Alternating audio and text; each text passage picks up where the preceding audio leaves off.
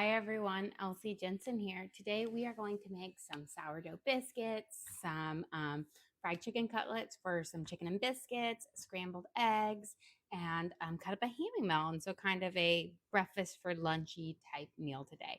So let's start out with getting our sourdough biscuits made. We're going to start out with 2 cups of all-purpose flour. And then we'll add in our baking powder, baking soda, salt, a little bit of sugar, and we'll cut our butter into it. So 2 cups. And then I'm going to bring this over here because we'll be using this for our fried chicken in just a second. So we got our 2 cups of flour. And now we need 2 teaspoons of baking powder.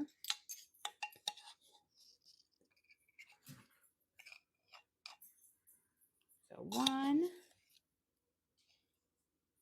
and 2.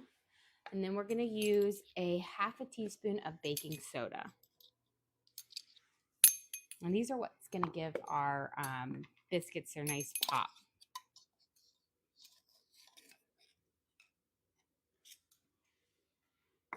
And then we're going to add in a half a teaspoon of salt.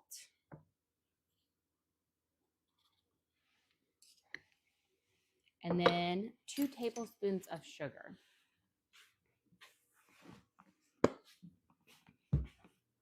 And this is going to give us a nice kind of golden brown color to our biscuits, but because I'm kind of going to do my biscuits with a little bit of a sweet touch, I want the sugar in there. When I do my biscuits savory, I leave it out, but just 2 tablespoons is all you need, and it will just give this little subtle sweetness to the biscuit. And now I'm going to go in with my pastry cutter here and just give everything a good swirl around. Make sure that the baking powder and the baking soda really get mixed into that flour. And then I've got 1 stick of cold butter that I just took out of the fridge. I'm going to cube it up. We'll put it in there, and then we're going to cut our biscuits, or cut our liquid mixture or butter into the flour so that we have like no pieces bigger than a pea in there, because this is going to give us those wonderful flaky layers on it. And these aren't a drop biscuit. We're going to be cutting them so that we'll have nice little kind of circle bases for our little fried chicken on there. But let's get this all cut up in here. And then I'm going to go over with my pastry cutter and then again, kind of chop it up to real fine pieces. You could also do this part with a food processor if you wanted. I just find it's easier to just mash it a couple of times. Saves all the extra dishes. Okay. There we go. So a half a cup of butter, which is the same as 1 whole stick. And then we're going to go in here and we're going to just simply cut that butter into our flour mixture. And what I like to do is a push and a twist when I do it, because it kind of helps it release from the blades. There we go. And then halfway through, I stop. I'll just take my butter knife. And again, I'm going to push out any pieces of butter that have gotten stuck between my blades. And this is why it's really important to use cold butter, because if you use room temperature butter or ones that have been sitting out, just even if it's for, like 10 minutes, it's not going to give you, it's not going to incorporate in as well. You're going to get a firmer biscuit. So let's do our twist, cut, and then we're going to do our liquid base for our biscuit, which is going to be some half and half and our sourdough discard for this. But again, I want to make sure we have all of this cut in there. And these are going to bake in the oven at 400 for just about 15 minutes. So we're going to get these going. That way we can bake them up, and then they'll have a chance to kind of rest for a second after we take them out of the oven. And then we'll get our chicken frying up. Okay. get. This is just about right. Again, we want no pieces really bigger than a pea. That way you don't have just a big butter pocket in there. Okay, that looks about good. So I'm going to take these out. Just get any little pieces. And then I'm going to grab a small bowl to do our wet mixture in. And for this, we're going to use a whole cup of our sourdough discard. And then we're going to also use a half a cup of our half and half. Let me grab my little discard spatula. That way I can use this afterwards to feed it up so we can make some more sourdough bread. So this is a great recipe if you need to get rid of a lot of sourdough discard, because a cup is a good amount. So we're going to do a whole cup. Beautiful. So I'm going to add that in there. And then we'll do a half a cup of half and half. And that's all there really is for our wet mixture. And then we'll slowly add that into our dry mixture. Put this right over here. Now, we're going to use a half a cup of half and half, but we are also going to use a little bit to brush on top of the biscuits to give it a nice kind of golden brown color. So I'm going to pour it in here until I get to the halfway mark. And we're going to add our half a cup. And then I'm going to use a fork to incorporate these together. That way I can also use that fork to kind of toss them into our biscuit mixture. I don't like to use a spoon because I find the spoon causes it to like mix up too much. And you don't want to mix your thing. You want to get it to a nice shag and then press and fold it together. So here, I'm going to give this a good stir until that half and half is completely mixed into the sourdough discard. Here we go. And then we're going to pour this into our dry mixture. And I'm just going to use my fork to kind of toss these ingredients together.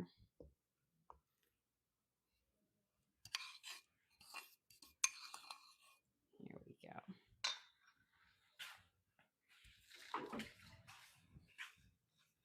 And then once they've gotten tossed together, what we're going to do is we're going to just toss them out or dump this out onto my countertop here. And we're going to do our press and fold. Here we go. So as you can see right now, we have a nice dry shag here. So it's not stuck together. You don't want to mix until it comes together because that will give you a rock hard biscuit. You want to dump it out on the counter when it looks kind of like this, where it's nice and crumbly.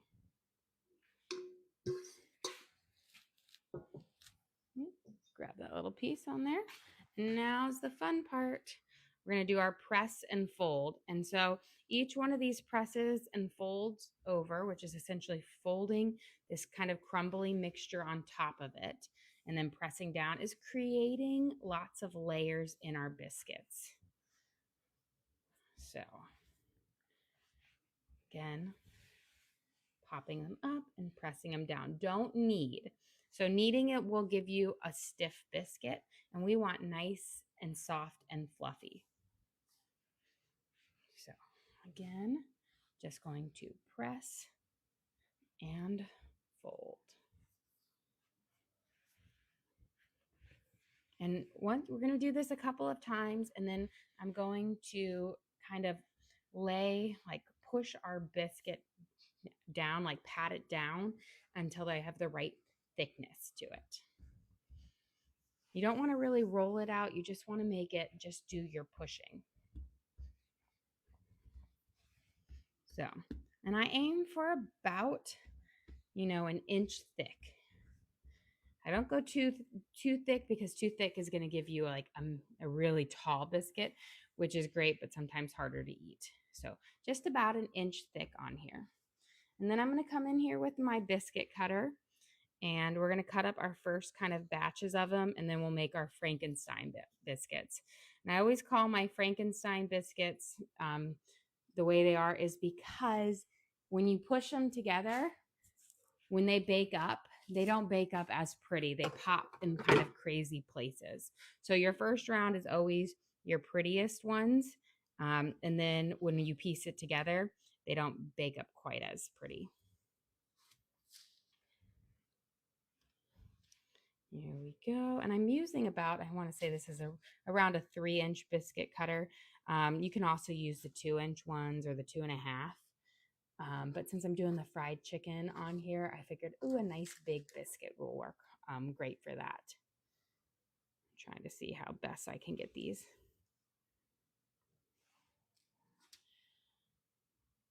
And I think I have to do a Frankenstein no matter what. So we're going to have our 6 kind of beautiful ones. Let me see if I can get these. And then I'm going to do the rest. We're going to kind of press and fold our dough back together. And again, don't just push, but like press and fold. That's going to create those layers and get rid of as much of the Frankenstein as possible. Okay.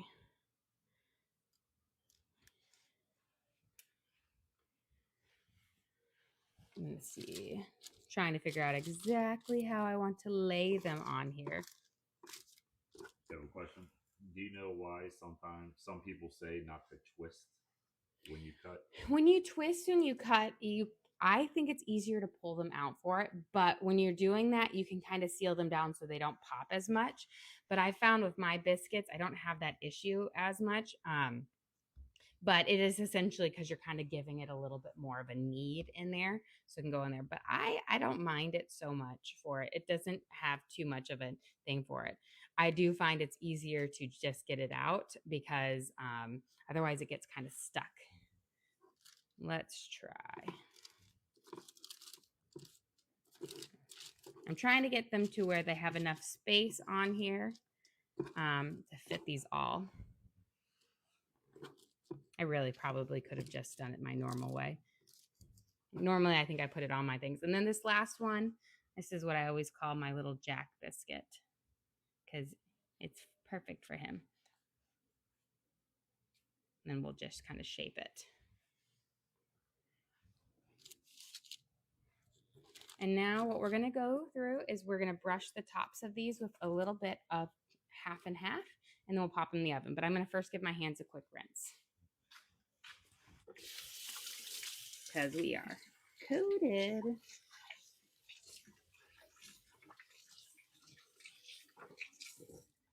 Okay, we've got our biscuits right here. I'm going to get my little kind of a basting brush out, and we're just going to, again, a little bit of half and half for this. You don't need much, like a tablespoon, which is definitely more than a tablespoon that I put in there, but that's okay. And then I'm just going to go through and pat onto the tops. This is going to give it a nice kind of golden brown color to it. If you like a nice sweeter top to your biscuit, sprinkle a little bit of sugar over the top and it will give you a lovely little sweet biscuit. If you like it just plain, like a regular baking soda biscuit, then just leave it like that with there. When sometimes I make my blueberry biscuits where I put blueberries in it, and then I'll sprinkle a little bit of sugar over the top because it's just so delicious with the blueberries. Oh, I forgot one. Okay, let's go get these guys in the oven, baking up. What type of flour did you use? So just all-purpose flour. These are ones where we added in the baking soda and the baking powder. So you don't want to use like a self-rising one, and you don't want to use a bread flour because it will be there's too much gluten. It's too dense. We're going to pop these in here, 400 for 15 minutes. We're going to let those bake up. And then let's get our chicken going so that we can finish up because we'll scramble up some eggs. We got a hammy melon here. Okay, so let's make our dredge. get everything ready for it so we can start frying it up. I'm going to be cutting each, I have 2 big chicken breast fillets here, but I'm going to be cutting them into eighths so that we don't have these massive pieces of chicken for our things. So I'm going to just do about 1.5 cups of flour for this because it's not a whole lot. And then for my seasoned dredge, I'm going to actually just stick to a more mild one today. I'm going to use about a tablespoon of onion powder. We're going to use some Lowry seasoning salt or seasoned salt. We're going to do about a tablespoon of this. So a good kind of shake over. This is going to give it like a savory, but it's not going to have too many flavors going on. And then just a little bit of Mrs. Dass's original blend. This is the Costco version of it. We're going to put about a tablespoon in here. So again, super simple, nothing too crazy. I'm going to grab a fork here. I'm going to mix this up. And then I'm going to mix up my eggs, and then we'll fillet our chicken. We'll dredge them, and then I will add some panko in here because we love to have that nice crunch on our chicken for it. And then I'm going to make a honey butter kind of sauce because I feel like biscuits and chicken and honey butter just sound like they belong together. And then scrambled eggs. Kind of a hybrid between lunch and breakfast today because we always do on weekends. Unless I make like an earlier one, we typically kind of do a breakfast for lunch because we all get up at different times. And so when everyone wakes up, they get what they want right away. And then I make a brunchy lunch. Okay, let's mix these guys up. You want to just make sure you have no like big stringy egg whites left in there. Otherwise, it's not going to, like when you go to dredge it, it will stick right onto it. Here we go.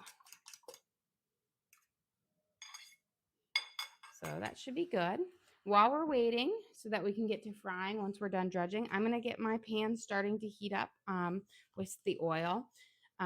You just need to have a nice kind of layer on the bottom of your pan. You don't need it doesn't need to be completely drenched in oil.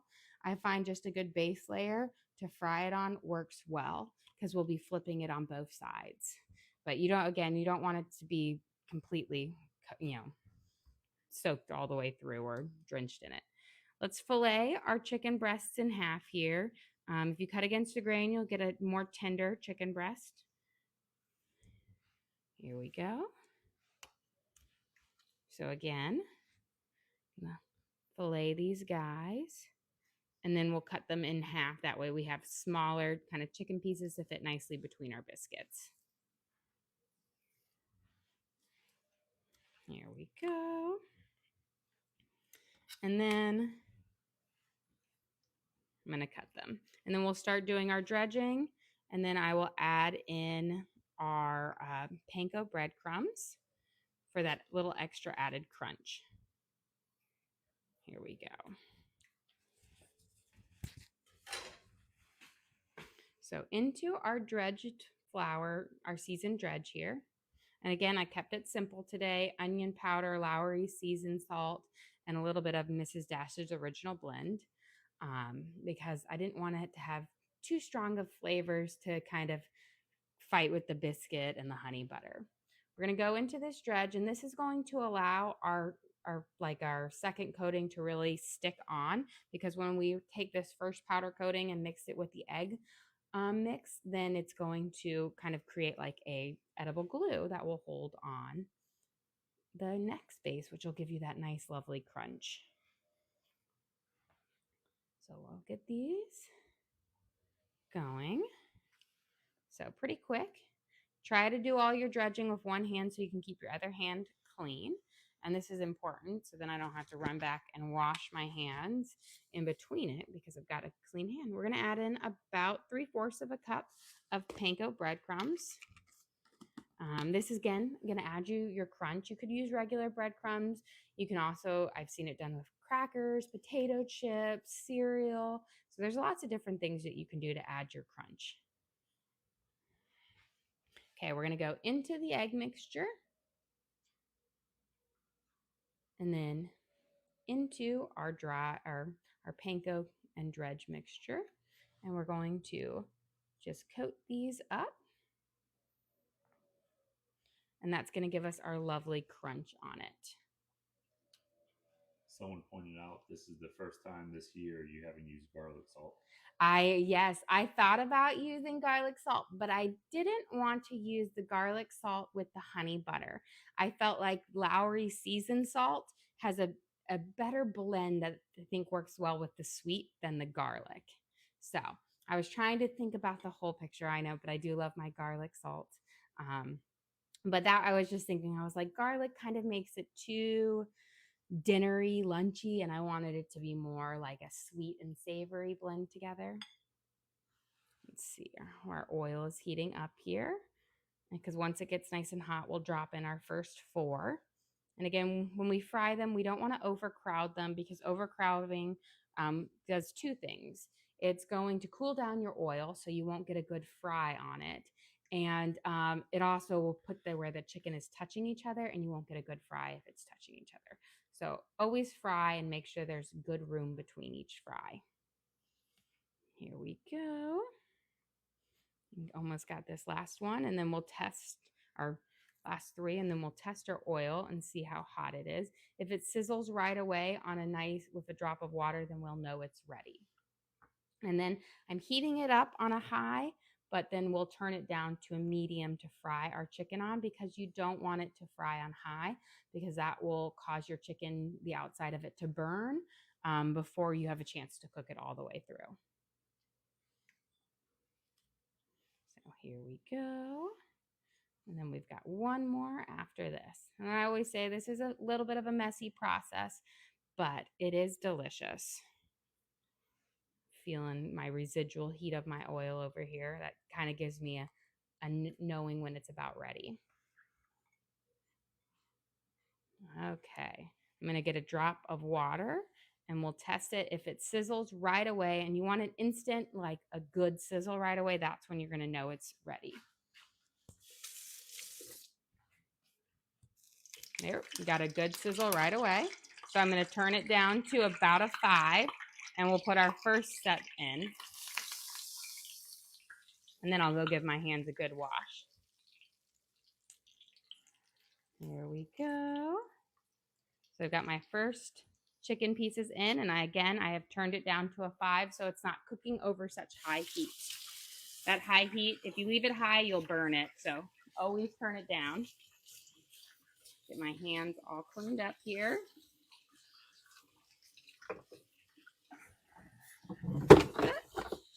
Lost my soap.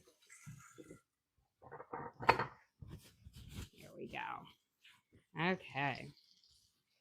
Now that we have our first kind of sets going in there, let's clean up this area a little bit so that I can do the rest of my little work over here. We're going to cut up a hammy melon, and we're going to make our, made a little mess, our honey butter. Here we go. How do you keep oil from splattering out of the pan? So as long as you don't have a lot of liquid in there, it shouldn't splatter too much. It's the liquid touching the hot oil that causes it to splatter. And then keeping your oil temperature down lower. So I'm cooking mine over like a medium, is going to prevent also that like splattering for it. And do you prefer pan frying over deep frying? Yes, in the sense of I feel like deep frying, uses a lot of oil that then gets wasted. And, it's just a whole nother contraption you had to get out and clean. And so a pan is easy to clean, I find.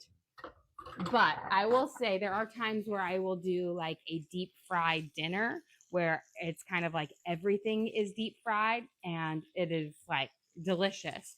But that's when I'm like, okay, we're making French fries and calamari and fried shrimp. Like we're doing all of the deep frying for it. Okay, we got that going. Let's grab our hammy melon here. We'll bring it over.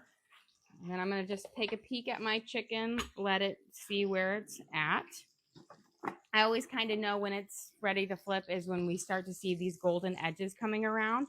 And I'm looking for a nice kind of golden brown. So this is too light of a color. You want it to be a lot darker because it won't, that's not quite the right one.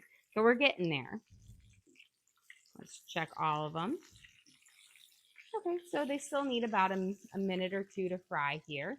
And then I'll know that they're ready to flip. Don't flip prematurely because then you'll have soggy ones. You want to wait until you have the right coloring and then flip it. Okay, we're going to have some hammy melon with our lunch or lunch brunch today. If you've never had a hammy melon before, you definitely need to try it. They're delicious. They're, I want to say, they're sweet like a honeydew, and they look like a honeydew melon on the inside. They've got a crunch like an Asian pear, which is lovely. Like if you've never had an Asian pear before, it's got nice little crunchy texture to it. My kids absolutely love it. Although, there we go. This is actually not, I don't know why I said it's a hammy melon. This is a golden delicious melon. I was like, wait a second.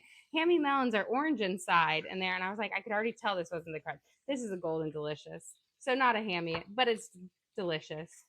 It's this one's sweet, like a really sweet honeydew melon. I'm like a big fan of trying all the different fun colored melons and flavorful ones. I always like to change it up for my kids. Okay, let's cut these up. Now, a lot of people don't buy a lot of the melons because they don't want to cut it up. Melon cutting is really not that hard once you know how to do it. You've got a couple tricks that you've got to learn with it, but once you've learned it, they're super easy. Before I show you my little trick, let's flip our chicken because I think it should be just about ready now. Beautiful. Look at this nice kind of golden fry on it. Gorgeous. And then we'll flip this guy over. Beautiful.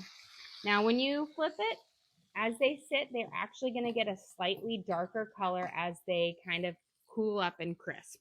So don't cook them just about, oh, it could be a shade darker. And that's when you know to take them off because they actually get a shade darker as they cool. The trick for cutting up melon is you're going to take it, you cut it into slices like this. Then you just make your slices. And look, when you do it, it's going to fold down flat.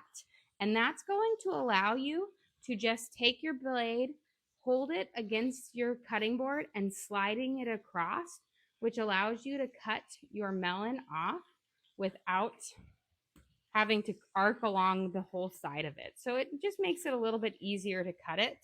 And you can get a melon cut up in like 5 minutes, this method. Okay.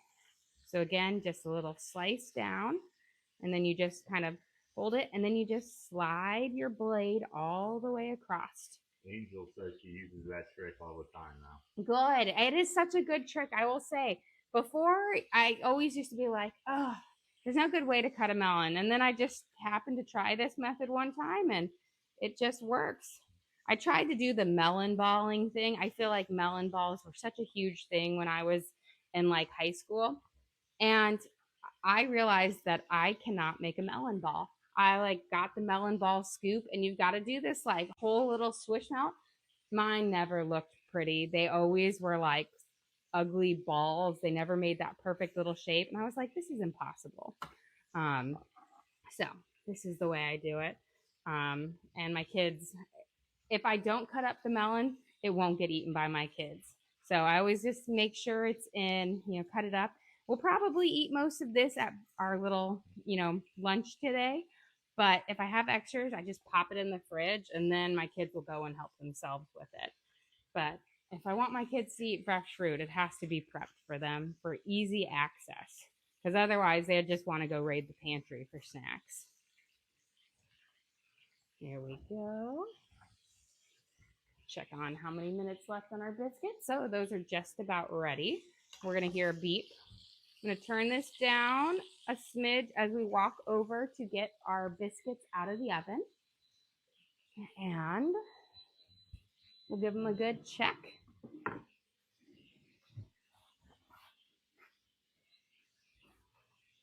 Oh, beautiful. So here are our lovely biscuits. These are our sourdough discard biscuits. We've got that nice little golden kind of touch to the end. That's that sugar bringing it out. And we've got our beautiful flaky layers on the side. Now remember with biscuits, you want them to sit for just a few minutes before you start going into them. It's kind of like they just need to steam out a little bit to get a bit more flaky and fluffy. But again, like just look at these beautiful flaky layers in our biscuit. They'll be perfect for our little chicken biscuits. Okay. Well, now that we're on kind of the final bit to it, let me check my chicken here, see how it's cooking. We'll start making our honey butter and scrambling up our eggs. Okay, still needs a few more minutes on each one of these. Put them right here.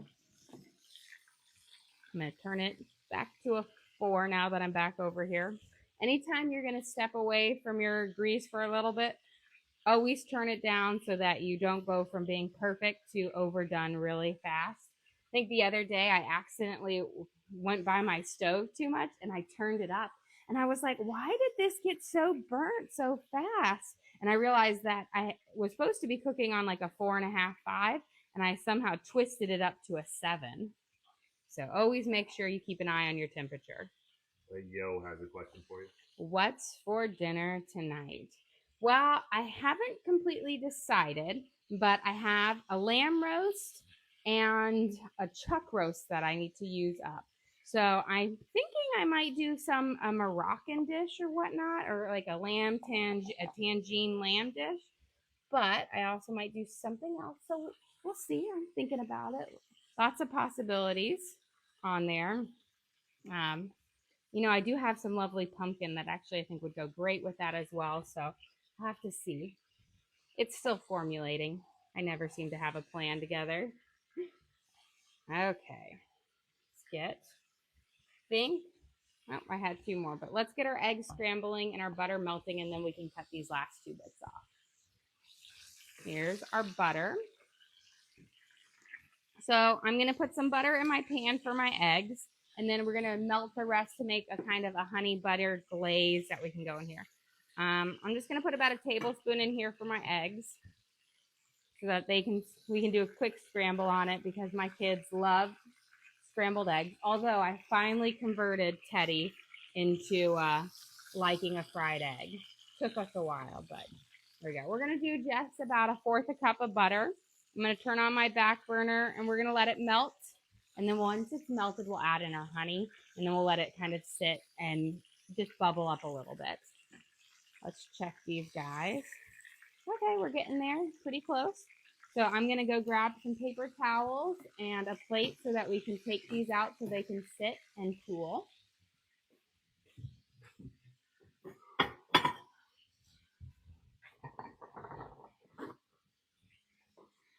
Now, when you're removing your fried chicken or any fried things from your oil, make sure you put it on a paper towel or like a cookie cooling rack so that you'll get the grease, and you always want to put the grease side down. This is going to allow it to get nice and crispy instead of soggy. If it sits in its own grease, it will get soggy. So you want to suck it up.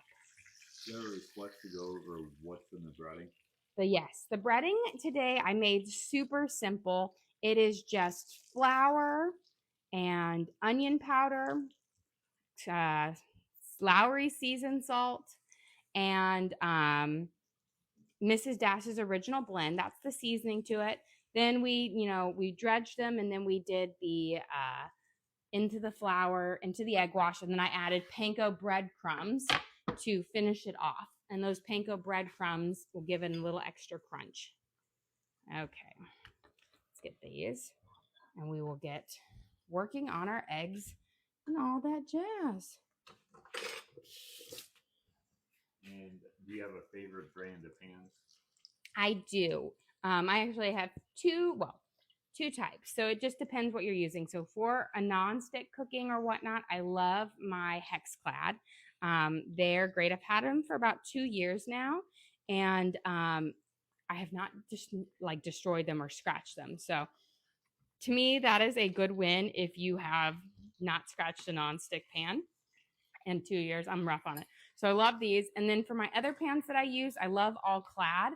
I've had my all clad ones for about 16 going on 17 years. Like my whole set of them, I got them as a wedding gift and they're still going strong. So I definitely have my favorites for it. I do have them in my Amazon storefront because I do highly recommend them.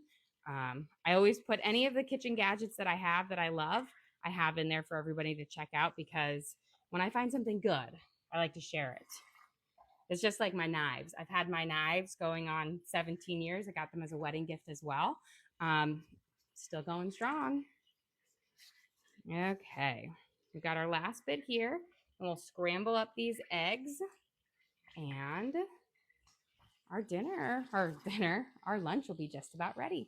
Okay, our butter is just about melted here. I'm going to add in my honey. My honey does have a giant honeycomb in it, so that's what that is. My kids actually have been loving eating the honeycomb. But we're going to pour in some honey to make this honey butter. We don't need a whole lot, but about, I want to say like 2 or so tablespoons, maybe not even that much, like a tablespoon and a half. Honey will add a lot of sweetness to this. Now I'm going to turn it off because all that butter is melted. We're going to give this a nice little stir. Beautiful.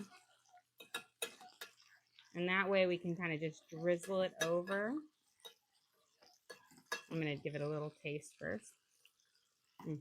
It's got just the amount of sweetness that you want, but not too much. Okay, my butter is melted. I'm going to turn my pan down nice and low to about a 2. I'm going to swirl all the butter around the side so that when I crack these eggs in, everywhere will have a nice little butter pat. And again, we're just going to do my crazy scramble. I crack all my eggs in and then I scramble them in the pan.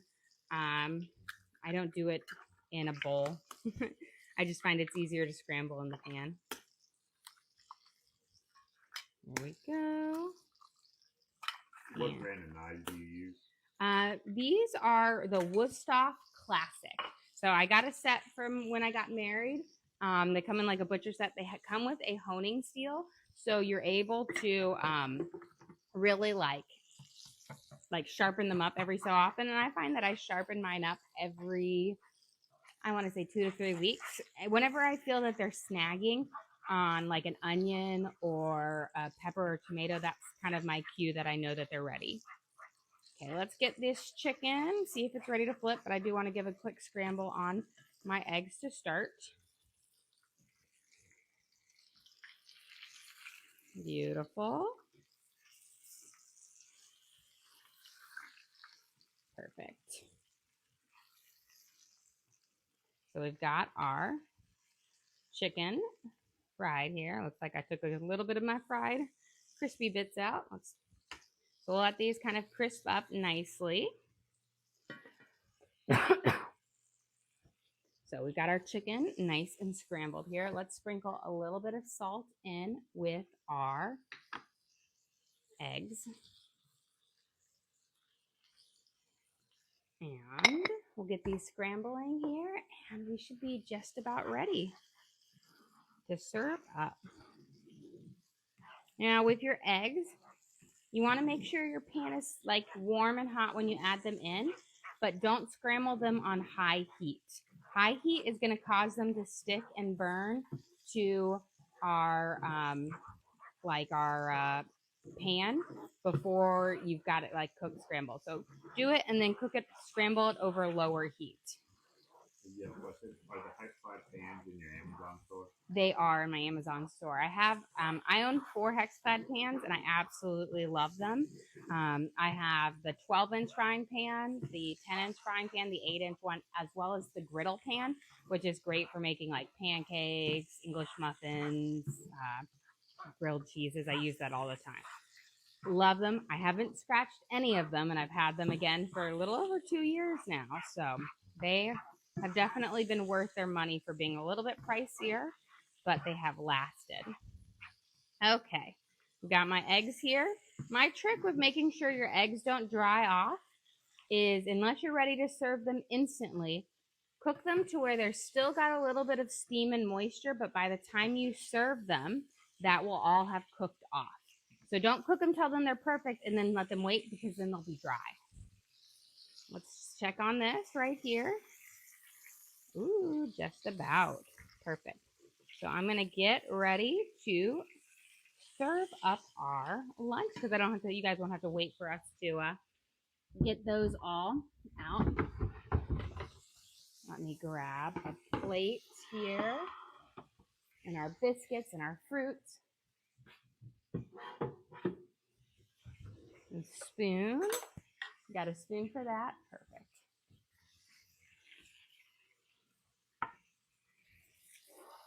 Okay. I'm going to get my fruit over here. Got to get everything up to serve up our plate. Get our biscuits nearby.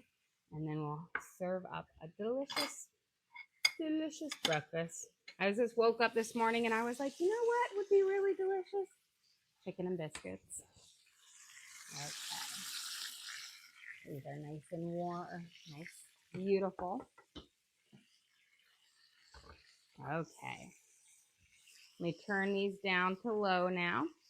Let's start off here. Beautiful. So for brunchy lunch today, we are going to have our scrambled eggs, which we added in a little bit of pink Himalayan sea salt with them.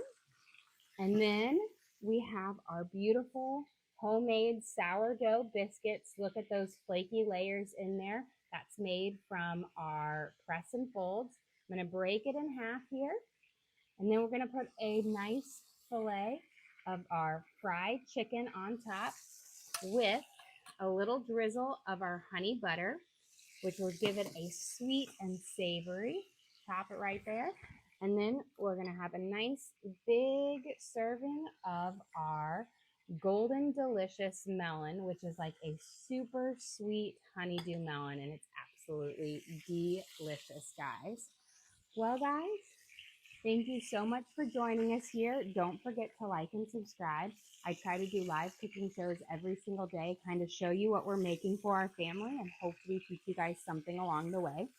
Again, we do upload all of our videos to the link on our page. So if you ever want to recreate any of these recipes at home, you can just go to that link, search for what we made, and you can watch and cook along with us again. We also have a link to our Amazon storefront that has all of our different cooking gear and gadgets in it. I've got my hex plaid pans, my Wusthof knives, my baking sheets, all the different things I use in the kitchen I have in there for you guys to check out in case you're interested. But again, thank you so much for joining us here. Don't forget to like and subscribe.